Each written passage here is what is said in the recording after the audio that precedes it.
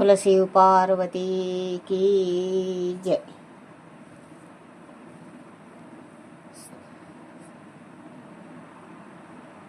शिव पुराण की जय।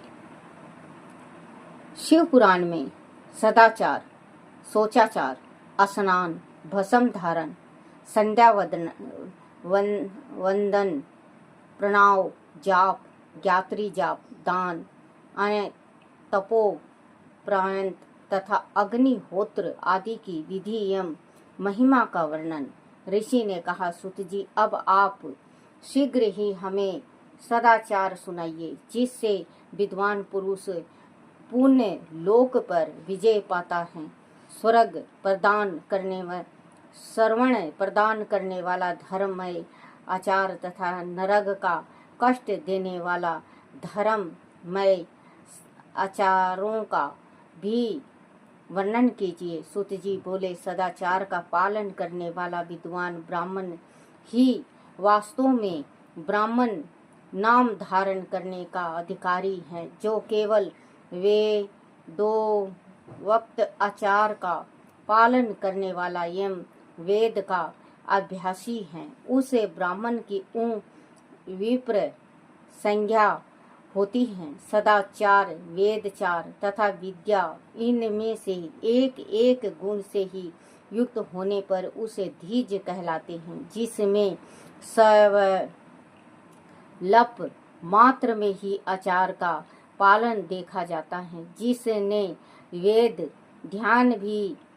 बहुत कम किया है तथा जो राजा का सेवक, पुरोहित, मंत्री आदि है, उसे क्षत्रिय ब्राह्मण कहते हैं। जो ब्राह्मण कृषि तथा वाणिज्य कर्म करने वाला है और कुछ ब्राह्मणोचित आचार का भी पालन करता है, वह वैश्य ब्राह्मण है। तथा जो स्वयं ही खेत जोतता, हल चलाता है, उसे शूद्र ब्राह्मण कहा गया है। जो दूसरों के दोष देखने वाला और परद्रोही है, उसे चंडाल धिज कहते हैं। इस तरह क्षत्रियों में भी जो पृथ्वी का पालन करता है, वह राजा है। दूसरे लोग राज तत्वहीन क्षत्रिय माने गए हैं। वैश्यों में भी जो ध्यान आदि वस्तुओं का क्रय विक्रय करता है, वह वैश्य कहलाता है। दूसरों को वणिक कहते हैं। जो ब्राह्मणों, क्षत्रियों तथा वैश्यों की सेवा में लगा रहता है, वही वास्तव में शूद्र कहलाता है। जो शूद्र हल जोतने का काम करता है, उसे विशल समझना चाहिए। सेवा, शिल्प और कृष्ण से हीन वृत्तांत का आश्रय लेने वाला शूद्र दस्यु कहलाते हैं। इस सभी वर्णों के मनुष्यों को चाहिए कि वह ब्रह्म मुहूर्त में उठ कर पूर्व विमुख हो। सबसे पहले देवताओं का, फिर धर्म का, अर्थ का, उसकी प्राप्ति के लिए उठाए जाने वाले कलशों का तथा अन्य आय और व्यवसाय का भी चिंतन करे। रात के पिछले पहर को उषा काल जानना चाहिए। उस अंतिम पहर का जो आधा या मध्यम भाग है, उसे संधि कहते हैं।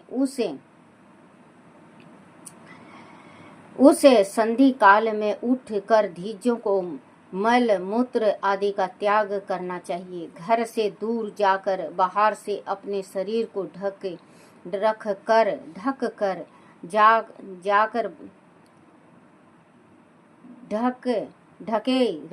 कर दिन में उत्तरा विमुख बैठकर मल मूत्र का त्याग करें। आदि उत्तरा विमुख बैठने में कोई रुकावट हो तो दूसरी दिशाओं की ओर मुख करके बैठें। जल, अग्नि, ब्राह्मण आदि तथा देवताओं का सामना बचा कर बैठें। मल त्याग करके उठने पर फिर उस मल को ना देखें। तदनंतर जल यास से बाहर निकाले हुए जल से ही बुद्धा की शुद्धि करें अथवा देवताओं, पितरों तथा ऋषियों के तीर्थों में उतरे बिना ही प्राप्त हुए जल से शुद्धि करनी चाहिए। बुद्धा में 7, 5 या 3 बार मिट्टी लगाकर उसे धोकर शुद्ध करें। लिंग में ककोटे के फल के बराबर मिट्टी लेकर लगाएं और उसे धो दें। परंतु बुद्धा में लगाने के लिए एक पसर मिट्टी की आवश्यकता होती है। लिंग और गुदे की शुद्धि के पश्चात उठ कर अन्न जाप और हाथ अन्य जाए अन्यत्र जाएं और हाथ पैरों की शुद्धि करके 8 पहर कुला 8 बार कुला करें। जिसे किसी वृक्ष के पत्ते से अथवा उसके पतले कंठ से जल उसके पतले काट से जल के बाहर दातुन करना चाहिए। उस समय तर्जनी उंगली का उपयोग ना करें। यह दांत शुद्धि का विधान बताया गया है। तदनंतर जल संबंधी देवताओं को नमस्कार करके मंत्र पाठ करते हुए जल यास में स्नान करें। आदि कंठ तक या कमर तक पानी में खड़े होने की शक्ति ना हो तो घुटने तक जल में खड़ा हो अपने ऊपर जल छिड़क कर मंत्रोच्चारण पूर्वक स्नान कार्य संपन्न करें। विद्वान पुरुष को चाहिए कि वह तीर्थ जल से देवता आदि का स्नान नंगा तर्पण भी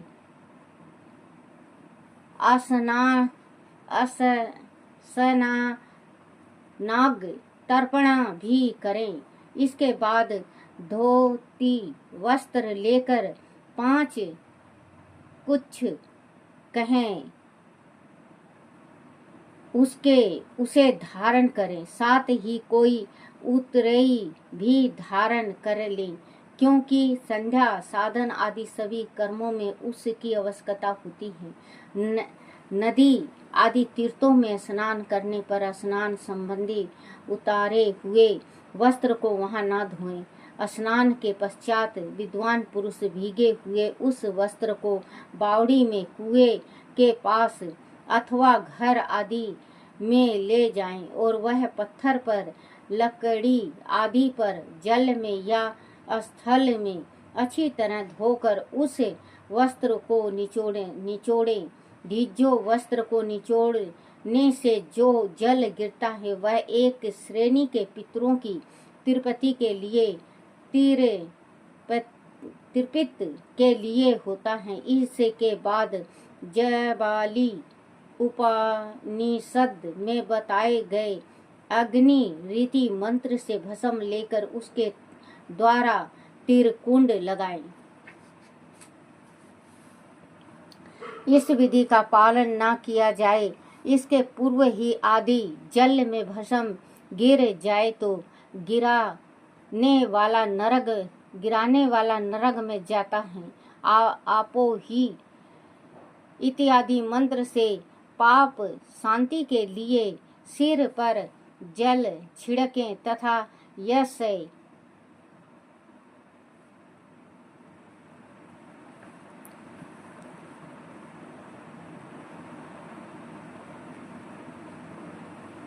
इत्यादि मंत्र से पाप शांति के लिए सिर पर जल छिड़कें तथा इस मंत्र को पढ़कर पैर पर जल छिड़कें। इस संधि प्रोक्षण कहते हैं। इत्यादि मंत्रों में 3 ऋषिचाएँ हैं और प्रत्येक ऋचाए में गो गायत्री छंद के 3-3 चरण हैं। इस में से अथवा ऋचा के 3 चरणों का पाठ करते हुए क्रमशः पैर, मस्तक और हृदय में जल छिड़के। दूसरी यह त्रैचक 3 चरणों को पढ़कर क्रमशः मस्तक, हृदय और पैर में जल छिड़कें तथा तीर्थ यचका के 3 चरणों का पाठ करते हुए क्रमशः हृदय, पैर और मस्तक का जल से प्रोक्षण करें। इसे विद्वान पुरुष मंत्र स्नान मानते हैं। किसी अपवित्र वस्तु से किंचित स्पर्श हो जाने पर, अपना स्वास्थ्य ठीक न रहने पर, राजा और राष्ट्र पर भय उपस्थित होने पर तथा यात्रा काल में जल की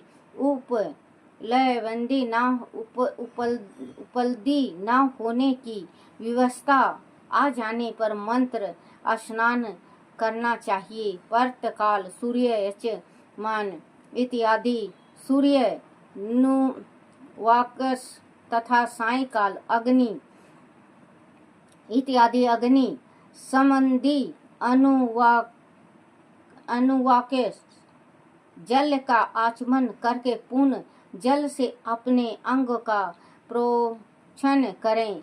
मध्य काल में भी इस मंत्र से आचमन करके पूर्ववत प्रोक्षण या मार्जन करना चाहिए। प्रातः काल की संध्या नाम गायत्री मंत्र का जाप करके 3 बार ऊपर की ओर सूर्य देव को अर्घ देने चाहिए। ब्राह्मणों मध्य काल में गायत्री मंत्र के उच्चारण पूर्वक सूर्य को एक ही अर्घ देना चाहिए। फिर संध्या काल आने पर पश्चिम की ओर मुख करके बैठ जाएं और पृथ्वी पर ही सूर्य के लिए अर्घ दें, ऊपर की ओर नहीं।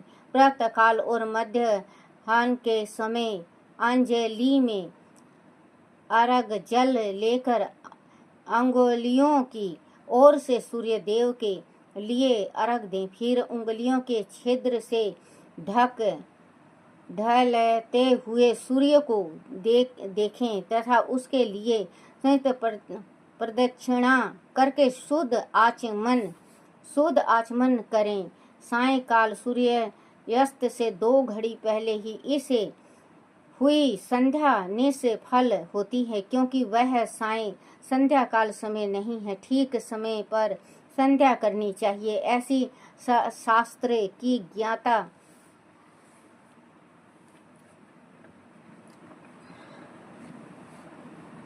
शास्त्री की ज्ञान है। आदि संयोग उपासना किए बिना दिन बीत जाए तो प्रत्येक समय के लिए क्रमशः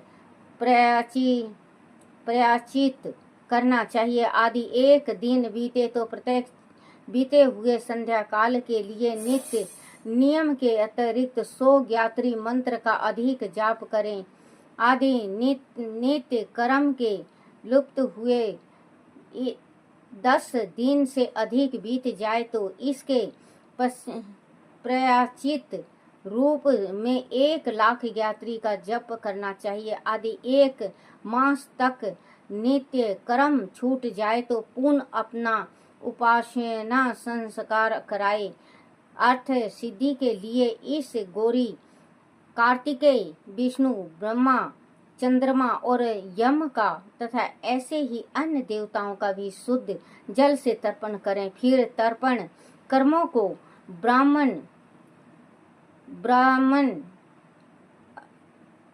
प्राण करके शुद्ध आचमन करें। तीर्थ दक्षिणा प्रशस्त मठ में, मंत्रालय में, देवालय में, घर में अथवा अन्य किसी निमित स्थान में आसन पर शीतल पूर्वक बैठकर विद्वान पुरुष अपनी बुद्धि को शीतल करें और संपूर्ण देवताओं को नमस्कार करके पहले प्रणाम का जाप करने के पश्चात गायत्री मंत्र की विनती करें। प्रणाम और में इन तीनों अक्षरों से जीव और ब्रह्मा की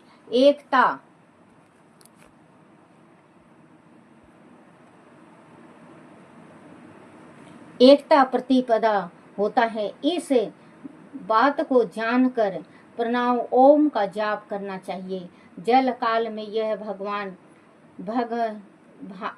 जल काल में यह भावना करनी चाहिए कि हम तीनों लोकों की सृष्टि करने वाला ब्रह्मा, पालन करने वाला विष्णु तथा संहार करने वाले रुद्र की जो समेत प्रकाश चिन्मय उपासना करते हैं, वह ब्रह्म स्वरूप ओकार हमारी कर्म इंद्रियों और ज्ञान इंद्रियों एवं मन की वृत्तियों को तथा बुद्धि वृत्तियों को सदा भोग और मोक्ष प्रदान करने वाले धर्म एवं ज्ञान की ओर प्रेरित करे। प्रणव इस अर्थ का बुद्धि के द्वारा चिंतन करता हुआ जो इसका जप करता है, वह निश्चय ही ब्रह्म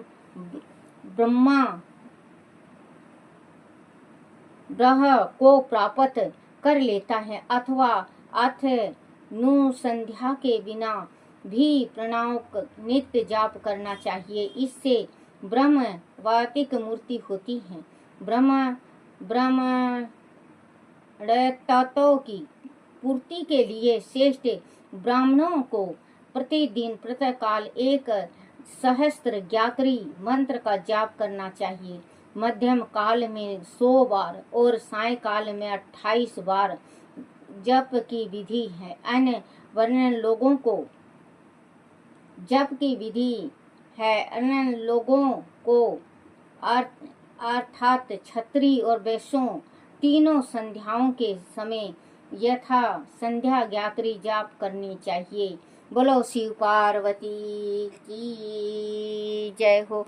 ओम नमः शिवाय, ओम नमः शिवाय, ओम नमः शिवाय बाबा, ओम नमः शिवाय, ओम नमः शिवाय शंभु, ओम नमः शिवाय, ओम नमः शिवाय भोले, ओम नमः शिवाय, ओम नमः शिवाय, ओम नमः शिवाय।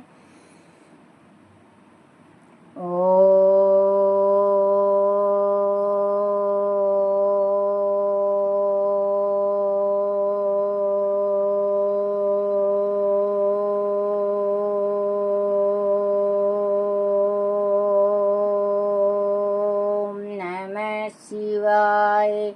बोलो शिव पार्वती की जय हो।